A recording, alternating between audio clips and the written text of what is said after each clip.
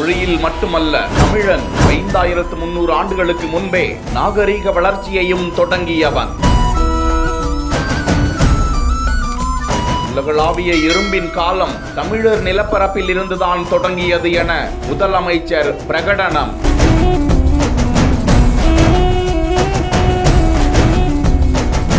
ஏற்கனவே இந்தியாவின் பிற பகுதிகளில், உதாரணமாக ராஜஸ்தான், கர்நாடக மாநிலங்களில் இரும்பின் பயன்பாடு 3000 ஆண்டுகளுக்கு முன்பே இருந்திருக்கிறது என அறிவியல் ஆய்வுகளுக்கான தரவுகள் உள்ளன. இந்த நிலையில் கிருஷ்ணகிரி மாவட்டம் மயிலாடும்பாறை, ஈம சின்னங்கள் உள்ளிட்ட இடங்களை அகழாய்வு செய்த போது அங்கிருந்து கண்டெடுக்கப்பட்ட இரும்பு பொருட்கள் அமெரிக்காவின் புளோரிடா மாகாணத்தின் பீட்டா ஆய்வு கூட்டத்திற்கு அனுப்பி வைக்கப்பட்டது. ஆய்வு முடிவில் தமிழ்நாட்டின் இரும்பின் பயன்பாடு 4500 ஆண்டுகளுக்கு முன்னரே தொடங்கி விட்டது என்பதை உறுதி செய்திருக்கிறார்களாம். இதனை 2022ஆம் ஆண்டு தமிழக சட்டசபையில் முதலமைச்சர் ஸ்டாலின் பிரகடனம் செய்திருந்தார். தமிழன் தொடக்க காலத்தில் செம்பு பொருட்களை பயன்படுத்தி வந்துள்ளனர். அதன் பிறகு இரும்பு உலோகங்களை தயாரித்து பயன்படுத்தி வந்திருக்கிறார்கள். உலகின் நாகரீக வளர்ச்சி உலோக அடையாளங்களின் அடிப்படையில் மனிதகுல வளர்ச்சியின் படிநிலைகளில் தமிழன் தான் முதன்மையானவனாக இருந்திருக்கிறான் என்று வெளியிடப்பட்டிருக்கும் இந்த தகவல் பெரு நிகழ்ச்சியை ஏற்படுத்தி இருக்கிறது. இந்த நிலையில் சென்னை கோட்டூர்புரம்